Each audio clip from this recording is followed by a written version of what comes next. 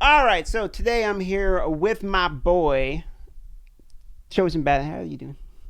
Hey, what's up, Darth? Been a long time. Good to touch base with you again. Yeah, man, it's been a minute since we've been on one of these videos, and I saved for this special occasion for our reunion here.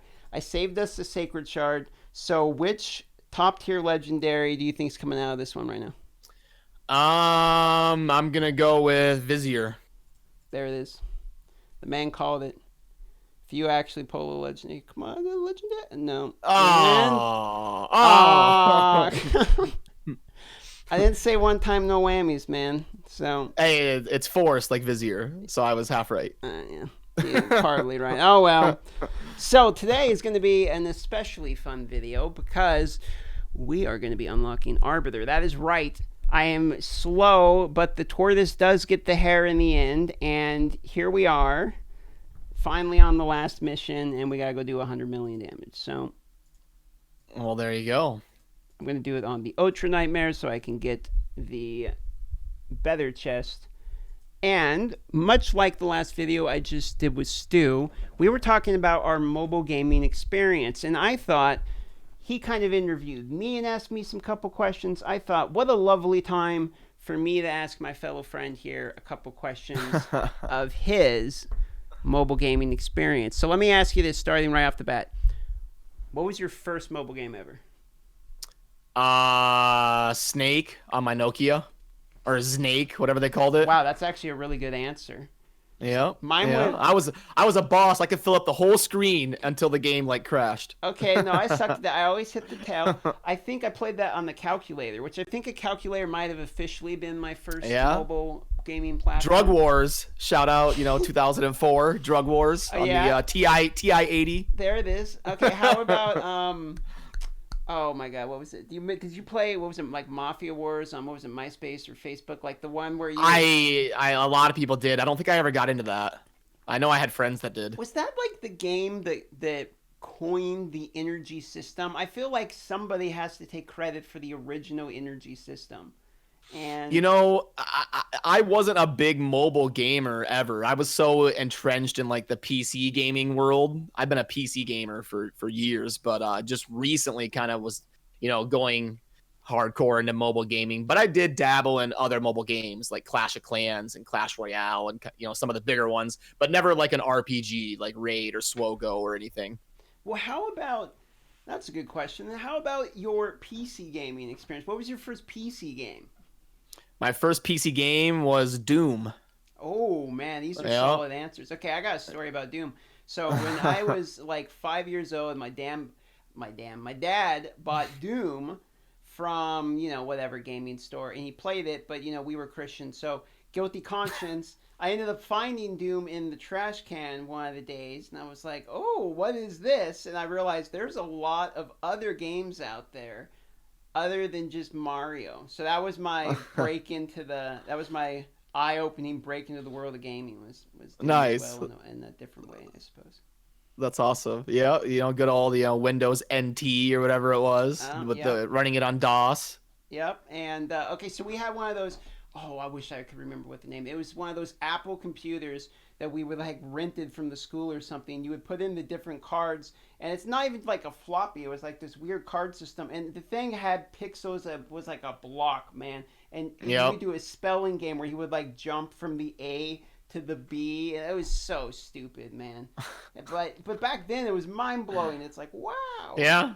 Yeah, no, Imagine. I remember those days. Those were the days. And then, in our generation, gaming changed very quickly, from the beginning, and then things just really ramped up. But when I got hardcore into gaming, it was actually when I saw like a YouTube video or an online clip of a professional StarCraft match, and it was like in the stadium with like 40,000 people watching, and I was like, "Are you kidding me?" I was like, so I pulled out a StarCraft CD, started, getting hardcore into StarCraft and PC gaming. That was kind of the start of it all. That's right, because you have a pretty interesting background in StarCraft as well, right? Like you've played StarCraft at Yeah, a pretty high level.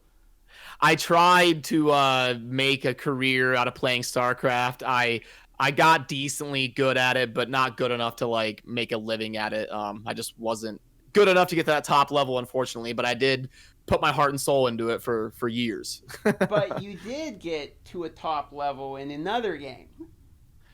In Diablo 3 or Yeah, exactly. yeah, So that's where yeah. I'm going here because that's kind of your next game, right? You went StarCraft and then you start going into like the Diablo type of games. Yep. Yeah, I went StarCraft, then StarCraft 2. And I did go to like MLG and stuff for StarCraft 2, mainly as like a player manager. I was on a pro team in that capacity. But yeah, in terms of doing something, noteworthy would be Diablo 3. I ran the best clan for like 7 years, and then when Diablo 3 started to kind of die off, Raid was kind of my transition that next game. I played Diablo 3, so I know how hard that is. The average grind during the competitive Oh season man. has got to be what, like 14 hours or something in a day. Yeah, the top players play about 10 to 12 hours a day for Oh like a my. for like a 3 month straight period. I mean, it is insanity. I was reading. It's actually on Reddit. It's blowing up on Reddit about this League of Legends team in Korea that was getting mistreated so poorly they were required to play 17 hours a day of practice, and they weren't Mm-hmm. given chairs unless they were people that were actually on the primary team. Mm-hmm. Yeah, it's insane. There's stories like that all over. It's just It's nuts. like It's like esports sweatshops these days, man.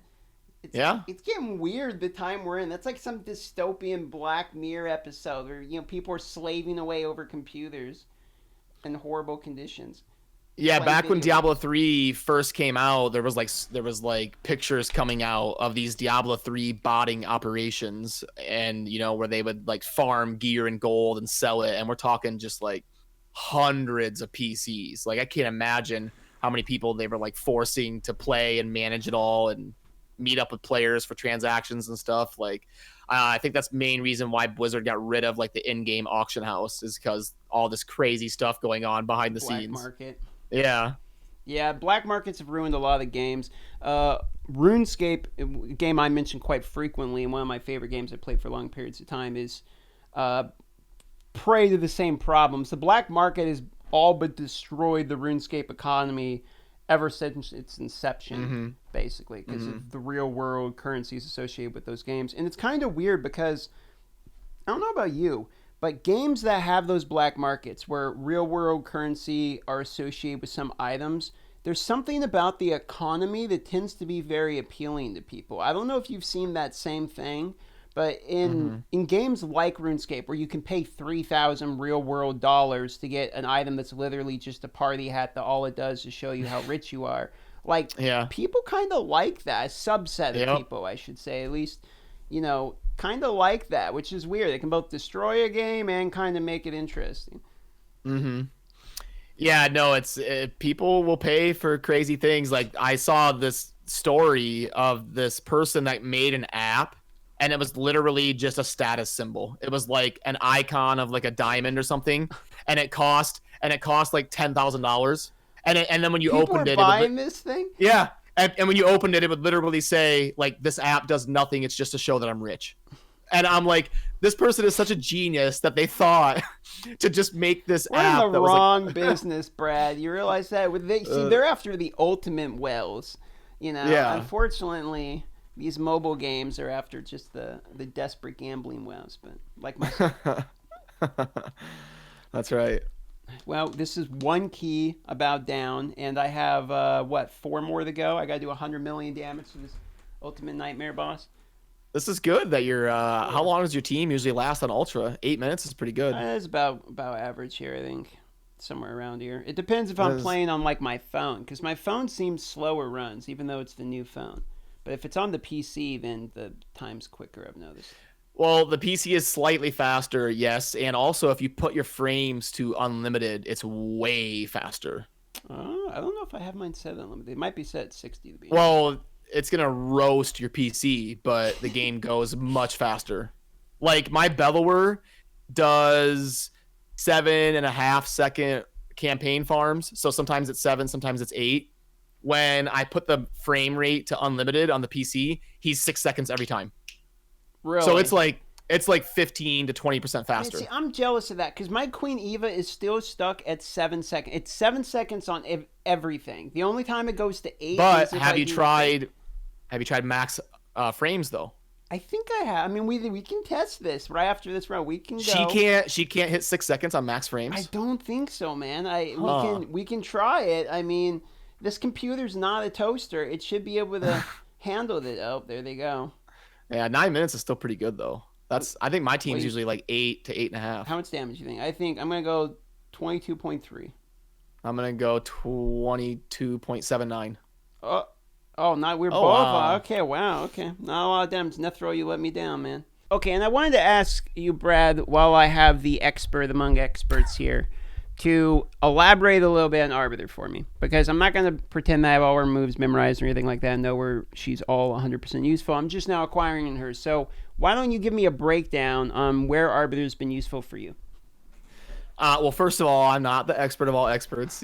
You guys, Stu and Kizzle and Darth, all know as much as I do. But yeah, Arbiter for me, I got her probably like 6 weeks ago. I got the most value out of her, obviously in the arena. She is like a god tier arena champion. She's meta. She basically fills like 3 roles. The speed aura. She's got really good base speed. She buffs your attack, which makes your nukers hit harder. She can revive if the battle sustains a little bit. She just does everything. She boosts turn meter. She literally is like the perfect hero you would design for the offense arena meta. You're selling So her for me. yeah, she's great for arena. She's definitely a good quality of life to help you speed farm the arena. That was probably the biggest thing I got out of her, was just quality of life in the arena and being less picky on who I attack. Other than that, I used her a little bit in the Fire Knight and the Ice Golem for like if my Cold Heart happened to die in the Fire Knight, she would, scoop her back up and we could keep the ball rolling. Same thing in the Ice Golem. A lot of times on that second wave, you'll have your DPSers die to the reflect damage, and Yeah, boom, Arbiter can happens all pick the them right back time. up. I Yep. use So Alton because they're always dying. That's a good point. yeah. So those 3 areas are where I got the most utility out of her. Be arena number 1, then Fire Knight, and then Ice Golem was kind of the top 3 for her that I Do you used her. find that she increases the speed of any of your clears when we're like talking like Dragon 20 or anything you're just farming? Do you use her anywhere to really like use like let's say you want to run like 2 Cold Hearts, 2 Royal Guards, and Arbiter or something for Dragon? You know what I mean? Just blow through it. Do you think I've seen these type of comps? Have you messed around with any of these? I think there is some truth to that. If you're using like a glass cannon comp, like, attack characters and, but I haven't really tested that because I run a different strat in my speed farming. I run like a poison debuff nuke strategy with Zavia. So I have like Bad L plays poisons, Dracomorph plays, the debuffs, weaken and decrease defense. And then I have a toxin set on Skull Crown. So she attacks all, places more Oh poisons. Lord. And then I have Zavia blow it up and we move on to the next wave. So, that's like my 1 minute dragon runs. And then I use that for all the potion dungeons as well. Just place some poisons, place some debuffs, Zavia, nuke, and we go on. So I haven't really used Arbiter. She doesn't really fit into that setup for me, but she could definitely slide into that role for like speed farming for sure. Yeah, that's part of kind of what I like about the game, to be honest. Is that everyone's got their own strategies, because that strategy is, not 100% unique to you, but that's unique as far as, I don't do anything close to that. I use like Longbeard mixed with like Skartorsa's Bado and Ray, where they all AoE, and Yep. that's how I just nuke one wave and then nuke the. Yep. So that's kind of what I like about the game, man. Is everyone figures out with their comp what they got lucky to pull, these kind of badass teams. Yeah, I was excited because I was like, I've acquired good pieces of toxin set, and I was like, when the hell am I going to use these? Well, then when I pulled Zavia, I was like, wait a minute, Skull Crown is a void AoE. I can place toxin set on her, and we can set up my Zavia's detonate to hit even harder. So I was like, okay, now I got a use for these godly toxin pieces I've had sitting around. So that worked out pretty well. I've been wondering because I've been sitting on some of these things too, and it's like I haven't pulled an Elenaro or anything. If is she the only one that's really got Zavia too, right? Elenaro. Yep, Elenaro's Combust and Zavia's Deadly Catalyst are the 2 detonates I can think of off the top of my head.